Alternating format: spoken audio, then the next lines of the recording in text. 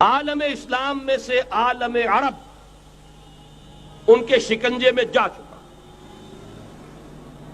کیوں بنا کر کھڑے ہوئے ہیں اسرائیل کو ماننے کے لیے اور سر تسلیم خم کرنے کے لیے؟ بہرحال نوٹ کر لیجئے، عالم عرب جا چکا۔ کوئی دن کی بات ہے، میں سنسنی پیدا نہیں کرنا چاہتا، لیکن حالات اور واقعات سے نگاہیں بند کرنا بھی کوئی دانش مندی کی بات نہیں ہے۔ یہ ایودھیا کی مسجد شہید کی گئی، ابھی یہ ایک بہت بڑا مزار جو ہے شہید کیا گیا، اور اس کے ساتھ کئی مسجدیں شہید کی گئی۔ یہ سب کیا ہے؟ یہ مسلمانوں کی نفس دیکھی جا رہی ہے کہ کوئی غیرت اور حمیت نام کی کوئی شے باقی ہے؟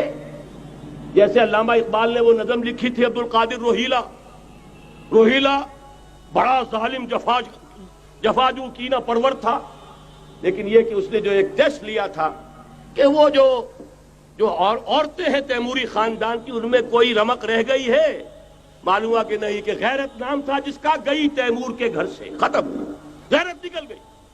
اسی طرح ایودھیا کی مسجد، اب چرار شریف، اور یہ کوئی دن کی بات ہے کہ اب مسجد اقصی کا نمبر آیا کہ آیا، اس کے لیے پوری تیاریاں ہو چکی ہیں۔ یروشلم کا مشرقی حصہ خالی کرایا جا چکا ہے، اس کے اندر اب پورا تسلط یہودی کر رہے ہیں، یہاں تک کہ اب کے یاسر عرفات صاحب نے بھی کچھ نہ کچھ جو ہے احتجاج کی بات کی ہے، حالانکہ اب تک ہر بات مان کر منقار زیر پر تھا، لیکن یہ کہ ایک وقت آتا ہے آخر کار اسے بھی کچھ بولنا پڑ گیا ہے۔ لیکن یہودی اب پیچھے قدم ہٹانے والا نہیں ہے۔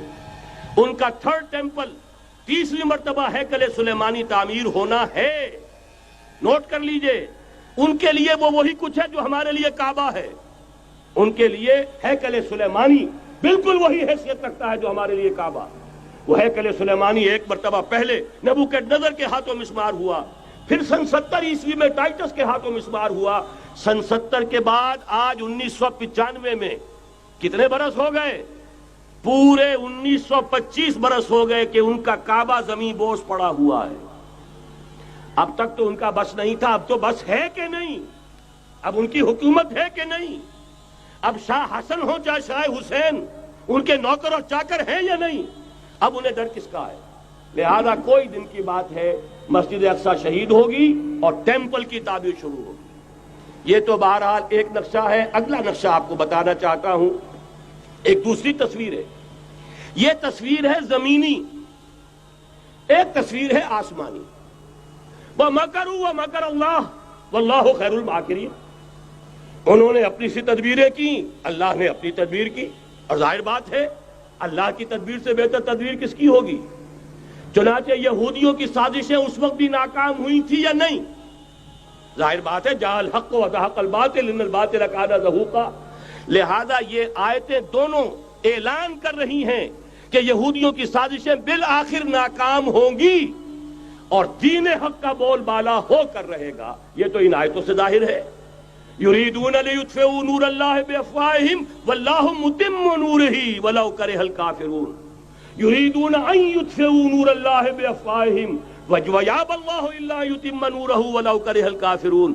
هو الذی ارسل رسولہ بالہدی ودین الحق لیظہرہ علی الدین کلہ ولو کرہ المشرکون۔ اللہ نے تو بھیجا ہی ہے اپنے رسول کو اس فیصلے کے ساتھ اور یہ ذمہ داری اور مشن دے کر کہ جو دین حق آپ کو دے کر بھیجا جا رہا ہے اسے غالب کیجئے، نافذ کیجئے، قائم کیجئے، اس مشن کے ساتھ بھیجا جا رہا ہے۔ قرآن کہتا ہے ببانگ دہل وما ارسلناک الا کافۃ للناس بشیرا ونذیرا۔ اے محمد صلی اللہ علیہ وسلم، ہم نے نہیں بھیجا ہے آپ کو مگر پوری نوع انسانی کے لیے بشیر اور نذیر بنا کر۔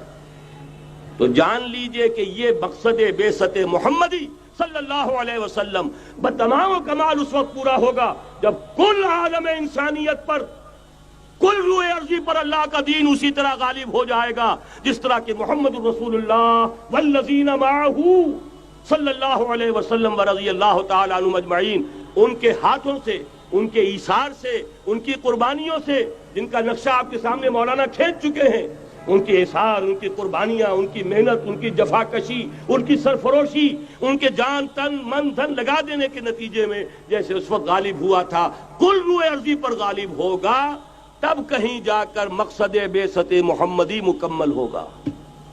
یہی وجہ ہے اقبال نے کہا تھا وقت فرصت ہے کہاں، کام ابھی باقی ہے، نور توحید کا اتمام ابھی باقی ہے۔